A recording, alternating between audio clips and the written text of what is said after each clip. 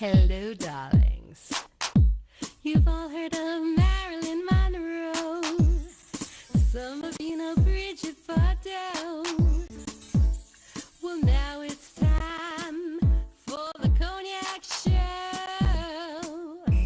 I said cognac, ooh, ooh.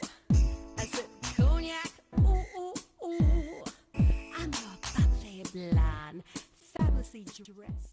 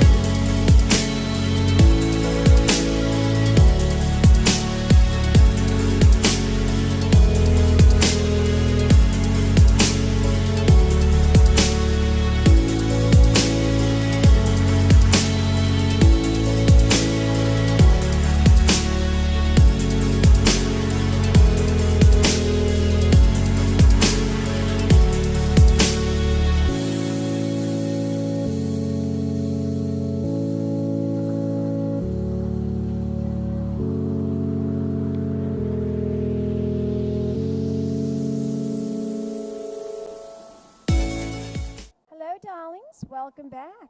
I'm Cognac Wellerlane, and I'm here with another very important individual who donates so much time to Little Shelter. He's an animal trainer, and he's going to introduce himself to the camera. My name is Michael Sarrosick, and I'm the dog program manager at Little Shelter Animal Rescue. Now tell my audience about the different things that you do for these wonderful animals. Well, one of my jobs is to get animals, rescue them from the local shelters. We bring them into the shelter, and we rehabilitate them, make sure they're healthy, and get them ready for adoption. And I'm sure there's a lot of them that are so scared, they're skittish when people come around them. You help to ease that anxiety that they have. Yeah, especially even a dog like this. This is little Shortstop. Shortstop was in a home of 37 other dogs. So they're not used to being handled, and she's come a long way and is doing great so far. Really? Nobody ever caressed her or pet her or anything like that? I don't think she ever had a chance to have someone pet her and love her like this. She must love it now. She's doing great, and she's available for adoption at Little Shelter. What kind of dog is this? This is a Papillon. It's a small breed. She loves to sit on people's laps and play. She's a 10-year-old dog. She's very playful, very happy. Oh, she looks so sweet. How long have you been with Little Shelter? I've been with Little Shelter about 6 years now. I absolutely love Little Shelter. They do more than any shelter I know on Long Island. Yeah, they certainly do. They do really a lot.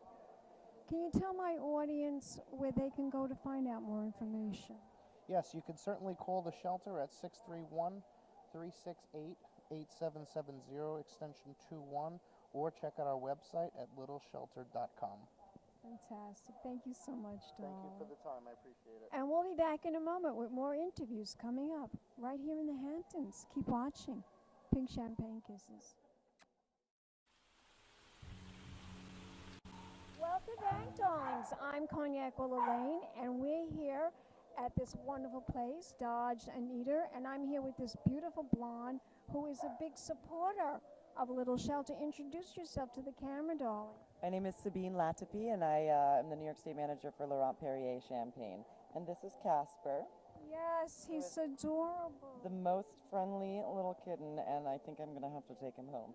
He's really adorable. Now tell my audience what made you become a supporter of this event, Little Shelter? How were you approached to do this? Well, actually, it was sort of a very lucky twist of fate. I was working out in Sag Harbor a couple months ago, and I had a tasting at Long Wharf Wine and Spirits, and was fortunate enough to meet Sandy De Gennaro, who is really the soul and the everything behind this event. And I saw she had a little picture and a donation box in her wine store for the Little Shelter, and I, being a huge animal freak myself, asked her about it, and we got to talking, and she said that this year she was actually going to be doing a fundraiser right here in Sag Harbor, and would love to partner up with a good wine sponsor, yes, right? exactly. A good champagne sponsor. Exactly. So it was really a no-brainer, and I'm very, very excited to be involved with it. They actually brought me out to see the Little Shelter 1 month later, and I got to meet all of the animals, and I was almost lost to the cattery because I fell in love with almost every single cat there, and it's just really incredible what they do, and this is something that I hope we can carry on for years to come. She loves sitting on you. She's just in heaven right now. Now, this looks like a kitten. Is this a kitten? She is 6 months old, I think they said. So, but she's She's very tiny. and it's like she had a little tranquilizer in her catnip. She's just the most calm cat I've ever seen. She just loves being in your arms.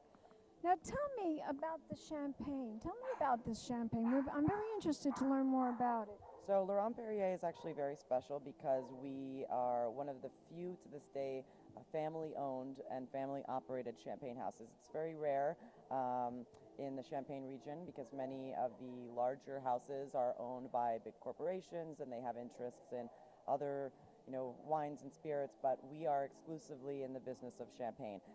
It's a third generation of the Nonancourt family. Today it's run by Bernard de Nonancourt's two daughters, Stephanie and Alexandra, and they oversee all of the day-to-day operations of the company. And the history of the house dates back to 1812, but the sort of turning point for Laurent Perrier when it was really launched onto the international map was when it was taken over by the Nonancourt family. And it's really an incredible story. And just to give you sort of the little shortened version of it, Bernard de Nonancourt was just a child when he was living at their domain and saw, and this was during the early 40s, and was actually there when the German forces came in and looted their caves of millions of bottles of Salon de la Motte and Laurent Perrier. Salon de la Motte are owned by the Laurent Perrier group. And then coincidentally, about 5 years later, he was in the battalion of resistant forces which invaded Eagle's Nest, and he was able to recuperate many of those cases. What an interesting So story. it's incredible, and he's a central figure in a really, really amazing book called Wine and War, and it's a beautiful story. And to this day, we're still growing and still have much to do here in the States.